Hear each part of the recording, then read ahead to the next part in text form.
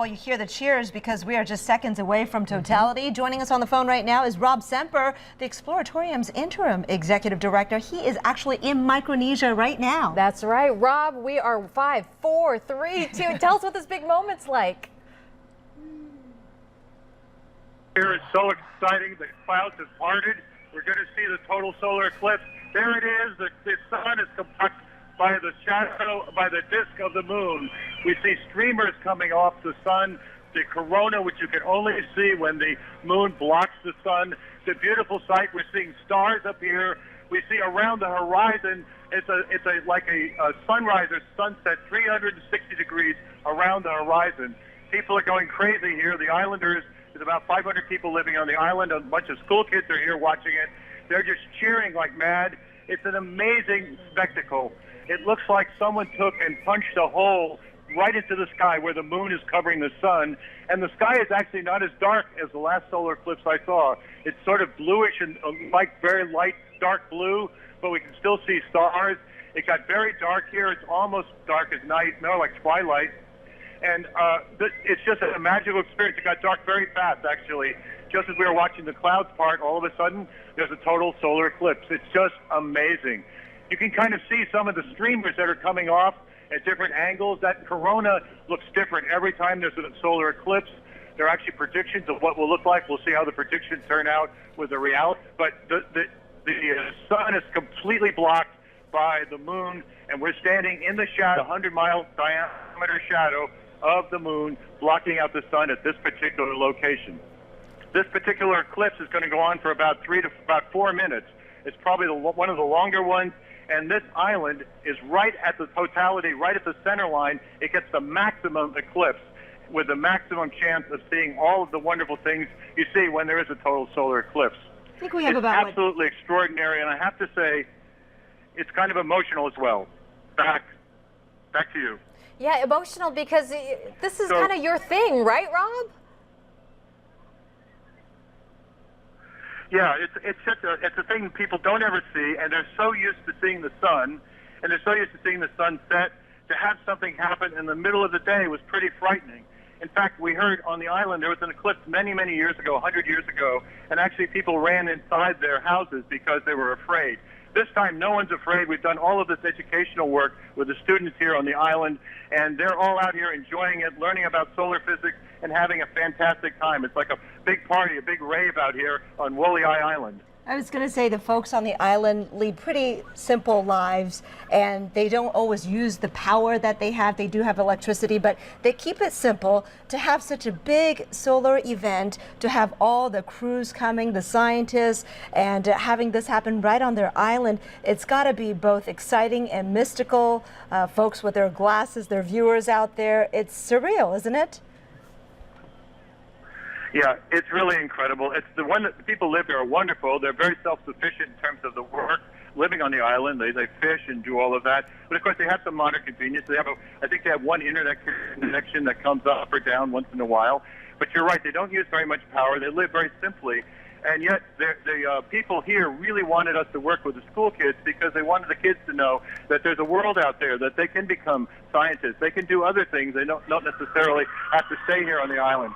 Oh, there's a cheer went up. We're launching a drone. We're going to take the first drone shot ever of a total solar eclipse. We're going to take a view around the island of the beautiful sunrise that's happening here. Everywhere you look, 360 degrees, it's sunrise. It's a really strange phenomenon. And actually, you know, you're talking about all those people who are out there, Rob. You mentioned that some, as we talked to you earlier, Kristen and I were just chatting with you because we were so excited about this. Some people have San Francisco ties. Yeah, that's right. It's really interesting. When we got here, we learned a number of the school kids here go to school here, and they actually graduate, and some of them go to the U.S., and in fact, a number of them have gone to USF. So I've talked to some people on the island, and they say, oh, yeah, we know about San Francisco. We know about the Exploratorium. We know about KTO. We've been to San Francisco. We were in school at USF. So it's actually an island, well isolated, incredibly isolated, 6,000 miles from San Francisco. It's also a place that is connected to the world and connected to San Francisco. It is a small world. Looks like the eclipse is getting up. What's happening now? Looks like Our view has changed. Almost the sun's coming. now the view has changed. The sun is coming out. We can't look at the sun anymore because it's not being blocked by the moon. It's getting lighter here. People are sort of still excited and wandering around, sort of can't believe that this really happened at this location. It was an incredible experience, emotional as well as scientific. You know, we want to ask you this. Will we Earthlings continue to see total solar eclipses? We've got about 10 seconds. Yes, you can see them in the U.S. next year in August, crossing the United States from Oregon all the way to the East Coast. Make your plans. Come to our website and others to make your plans to see it. It's an amazing thing to see in person. So please go and see if you can. All right, Rob Semper, Interim Executive Director of the Exploratorium from Micronesia. Thank you so much for your report from the scene. Love it. Thank you. We also want to go to scientists at NASA Ames Research Center in Mountain View. You can imagine they're paying very close attention to this total solar eclipse. Yes, joining us now to discuss the phenomenon is astrophysicist Dr. David Hathaway. Thank you for joining us, Doctor, and tell us what we're going to learn from all of this. We learned about the sun's outer atmosphere, this corona that was described as a pearly crown around what looks like a hole in the sky. The sun's outer atmosphere is extremely hot, 1 to 10 million degrees, and yet the surface is cool, only 10,000 degrees.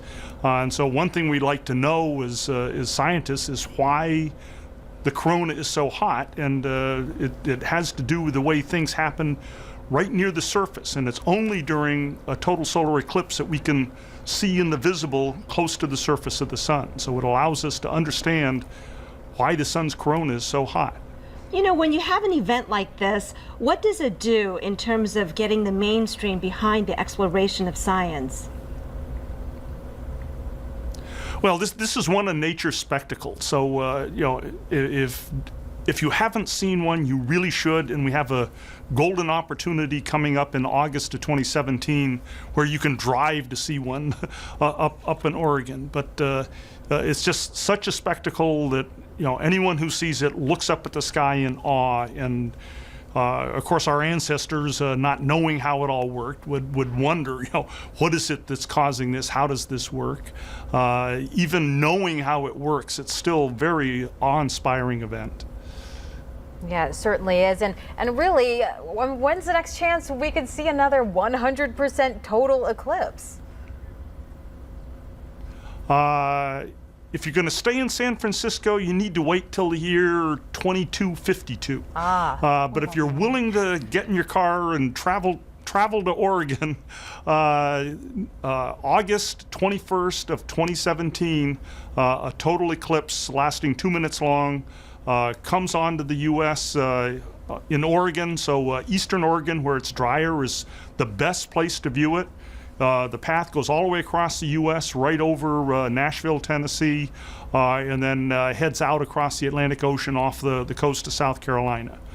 So that's certainly our best. I'm taking care of that opportunity. I'm traveling to Oregon to watch. We may have to join you. Dr. Yes. Hathaway, thank you so much for your time and sharing that with us. And you can see we are coming out of totality now, seeing more of the ring around the sun as the moon begins to give way.